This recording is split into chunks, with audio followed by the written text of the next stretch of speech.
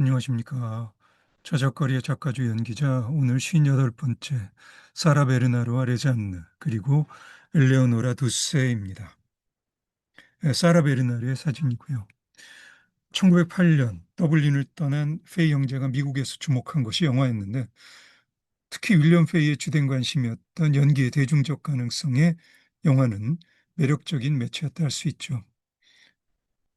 1894년 미국의 에디슨 그리고 1895년 프랑스의 리미에르 형제에 의해 개발된 영화는 1910년경에 이르면 초기 활동 사진의 수준에서 벗어나 서서히 예술적 잠재력을 드러내기 시작합니다. 물론 이 시기 영화의 예술적 잠재력은 아직 상당 부분 연극의 영상화라는 고정관념의 틀에 머물러 있었죠. 이런 맥락에서 프랑스 연기자 샤를르 바르주와 사업가 폴 라피트는 1907년 필름 다르라는 영화사를 세웁니다.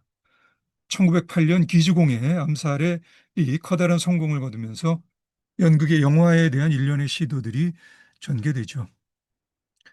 프랑스 여성 연기자 사라 베르나르는 1910년 햄릿의 결투라는 2분짜리 영화에 출연합니다.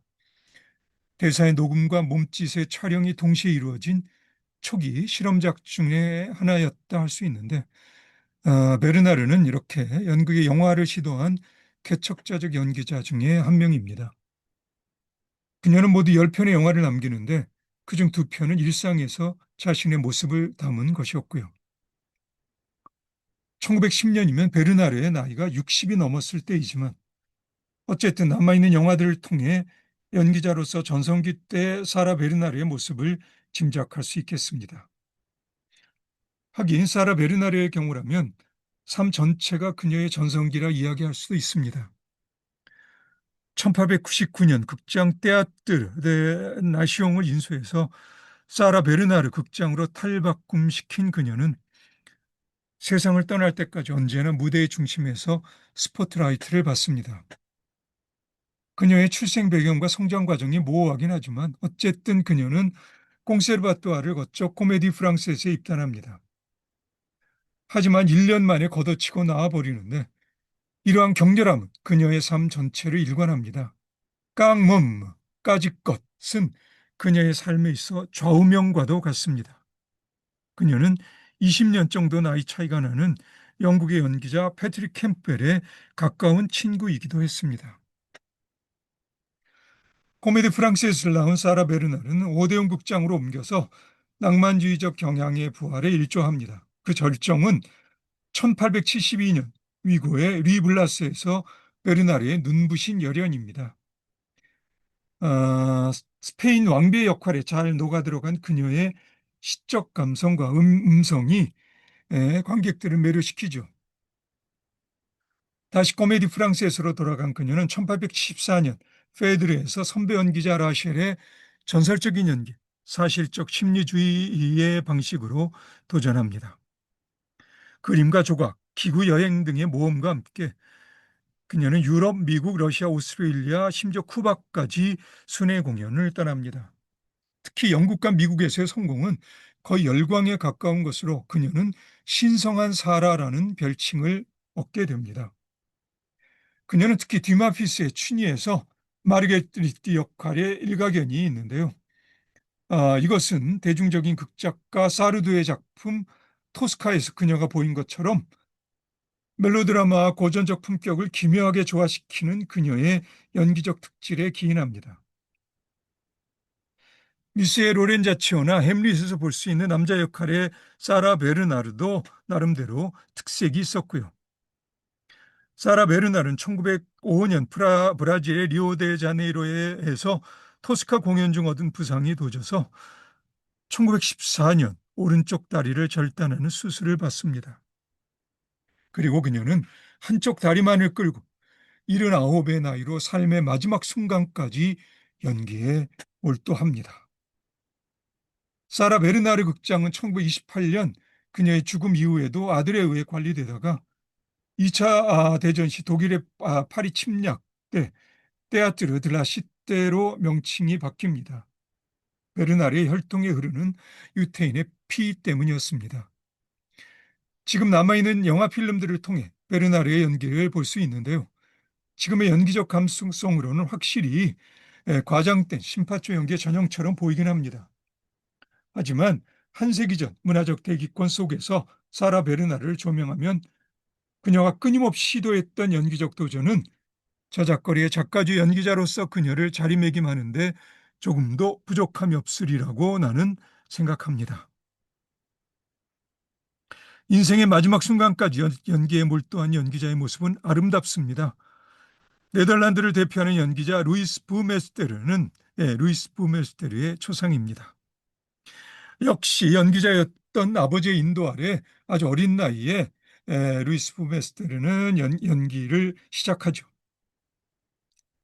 1879년 네덜란드 국립극단에 합류한 그는 다음 해인 1880년 베니스의 상인의 샤일록 역으로 세상을 놀라게 하는데 이후 40여 년간 그는 샤일록을 2,000번 넘게 공연합니다. 1903년 자신의 하렘 극장을 세운 그는 80살이 넘도록 유럽 전역을 무대로 활동하고요. 루이스 부메스테르는 1909년 죽기 전해인 1924년까지 네덜란드 영화의 발전에 한 역할을 담당합니다. 드물지 않게 그는 영화 상연 전에 무대에 나와 관객들에게 직접 연기를 선보이곤 하는데요.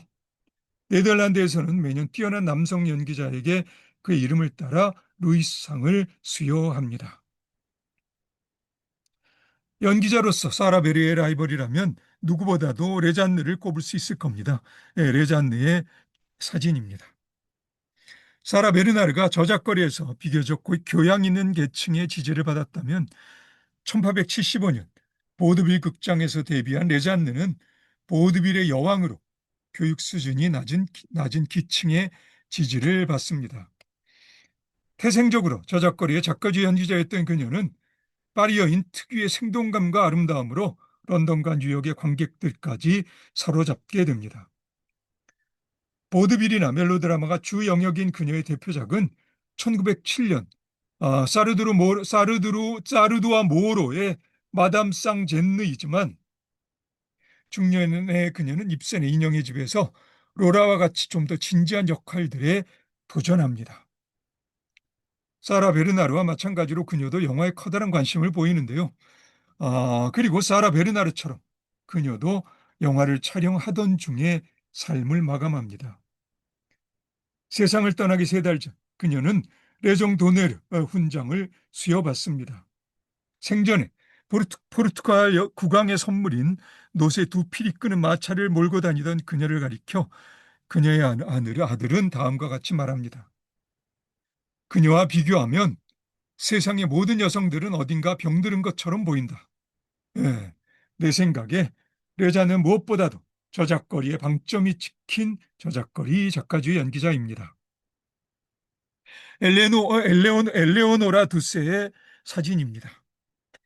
레잔느와 비슷한 시기에 이탈리아에서는 아델라이데 리스토리의 뒤를 이을 뛰어난 여성 연기자가 태어나는데 기착관에서도 태어났다고 하고요. 호텔에서 태어났다고도 하지만 어쨌든 엘레오노라 두세는 순회 극단 집안에서 태어납니다. 그녀의 가족 대부분이 연기자였어요. 그녀는 4살 때부터 빅토르 위고의 레미제라블에서 어린 코세티의 역을 맡아 무대에 섭니다.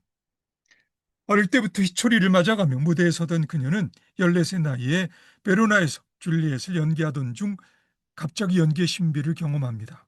이를테면 입만 열면 모든 대사들이 혈관의 피에 따뜻하게 데워져서 흘러나오는 느낌 같다고나 할까요? 이것은 지금까지 저작거리의 멜로드라마 등에서 관객들이 접한 연기와는 근본적으로 다른 연기였습니다. 나이 20에 그녀는 엘렉트라든 오피리아든 어느새 웬만한 역이면 별 어려움 없이 소화해낼 수 있는 직업적인 연기자가 되어 있었는데 특히 에밀 졸라의 떼레즈락갱에서 타이틀 롤을 맡은 그녀는 그녀의 연기는 관객들의 열광적인 환호를 받습니다. 지금까지 관객들은 한 여자의 고뇌를 그토록 실감나게 연기한 연기자를 무대에서 본 적이 없었죠. 그만큼 드세는 순회극단의 멜로드라마적 과장된 연기에 실증이 날 대로 난 상태여서 연기를 그만 접을 생각을 합니다. 가족들의 죽음으로 이미 극단은 해체되었고요. 그녀는 부평초처럼 이 극단 저 극단을 헤매던 상황이었어요. 그러다가 1882년 사라 베르나르의 연기를 접한 그녀는 베르나르에게서 연기적 영감을 받습니다. 심기일전한 그녀는 뒤마피스의 작품들을 포함한 일련의 공연에서 보인 탁월한 연기로 프랑스의 관객들을 매료시킵니다. 그러나 그녀의 개인사적 삶은 순탄치가 않아서요. 그녀는 사랑, 임신, 이별, 유산, 죽음, 동료 연기자의 결혼, 이혼, 또 다른 동료 연기자와의 사랑 등 삶의 온갖 우여곡절들을 거칩니다. 1885년 남미 순행 공연에서 돌아온 그녀는 1886년 자신의 극단 드라마티카 콤파냐 델라 치타 디 로마를 세웁니다. 1887년 시인 아리고 보이토를 만난 그녀는 그에 의해서 또 다른 차원의 예술적 감성의 영역으로 진화합니다. 작은 몸짓의 그녀이지만 강렬한 표현력이 돋보인 그녀의 연기는 진정성과 단순성으로 빛나죠. 그녀는 본능적으로 연기에서 자신의 에고를 죽이고 자기의 역할을 내면에서 체화합니다. 그녀는 자신의 극단을 이끌고 이탈리아와 프랑스는 물론이고 오스트리아, 독일, 영국, 이집트, 벨기에, 포르투갈, 미국 등을 순회합니다. 1890년 러시아 공연에서 체홉은 그녀의 표현력에 tam복하죠. 1894년 그녀는 젊은 작가 가브리엘 단눈치오를 만나 사랑에 빠집니다. 그녀와 단눈치오는 이탈리아 왕국에서 다시금 시를 회복시키려는데 의기투합합니다. 단눈치오의 작품은 그녀의 연기에 새로운 생기를 부여하죠. 그러나 점차 단눈치오는 그녀의 신뢰를 배반합니다. 결국 단눈치오는 여러 해 전 그녀에게 연기적 영감을 불어넣었던 그녀의 우상이자 경쟁자 사라 베르나르에게 작품을 줘버립니다. 단눈치오는 1900년 소설 삶의 불꽃에서 자신의 입장에서 바라본 두세와의 관계를 묘사하죠. 거듭되는 단눈치오의 배신에 상처를 받은 두세는 시선을 입센으로 돌려서 인형의 집에서 노라, 로르메르스 홀름에서 레베카 베스트, 바다에서 온 여인에서 엘리다를 눈부시게 무대에 올립니다. 특히 헤다 가블러에서 타이틀롤을 맡은 그녀의 신들린 연기에 그 작품을 썼던 극작가 입센이 오히려 당황할 정도였다고 합니다. 사실 그녀는 말년에 입센 자신이 구하던 일상성 너머에서 좀 더 아름답게 불타는 무엇인가를 입센보다도 더 치열하게 구하고 있었는지도 모릅니다. 저작거리의 작가주 연기자로서 외모보다 내면의 가치를 더 중요하게 생각한 그녀는 끊임없이 이상과 진실을 추구합니다. 연기자가 연기의 완성을 추구하기에 너무 인위적이고 세속적인 틀에 갇혀있는 현대 극장이 그녀에게는 성이 차지 않았어요. 좀 더 자연에 가까우면서 인간을 초율적으로 고양시키는 연기를 꿈꾼 그녀는 1909년 건강상의 이유로 갑자기 은퇴를 선언합니다. 사라 베르나르와 레잔누와는 달리 두세는 영화의 가능성에는 별로 반응하지 않습니다. 1차 대전의 여파로 경제적 어려움에 부딪힌 그녀는 1916년 한 편의 영화에 출연한 후 1921년 무대로 돌아옵니다. 언제나 엠마 그라마티카 같은 젊은 연기자들에게 기회를 주고 싶어한 그녀는 1920년 미국 순회 공연 중에 눈을 감습니다. 그녀의 유해와 함께 이탈리아로 돌아온 연기자는 이탈리아 젊은 세대 연기자를 대표하는 메모 베나시였고요. 1907년 영국에 대한 단상들에서 드스의 연기에 대해 언급한 영국의 극작가 조지 버나드 쇼에 따르면 드스는 끊임없이 변하는 다양하면서도 우아한 움직임 속에서 결코 한 점의 어색한 순간도 남기지 않는 환상적인 연기자입니다. 배역에 따라 변하는 걸음걸이나 분장 없이도 순간적으로 빰에 드러나는 홍조 같은 기술적인 능통함 때문만이 아니라 역할이 내뱉는 대사 너머에서 그 역할의 영혼에 대해 어쩌면 작가보다도 훨씬 더 많은 것을 알고 있는 통찰력 때문에 그렇습니다. 한마디로 두스의 연기는 모던 내추럴리스틱 액팅, 즉 자연스러움을 초월합니다. 그래서 누군가는 사라 베르나르가 어떤 배역을 맡든지 언제나 무대에서 자신의 개성을 드러나기 위해 애쓴 기교파 연기자였던 반면에 엘레오노라 두세는 각각의 배역을 나름대로의 개성을 살려 연기한 연기자였다고도 비교하기도 합니다.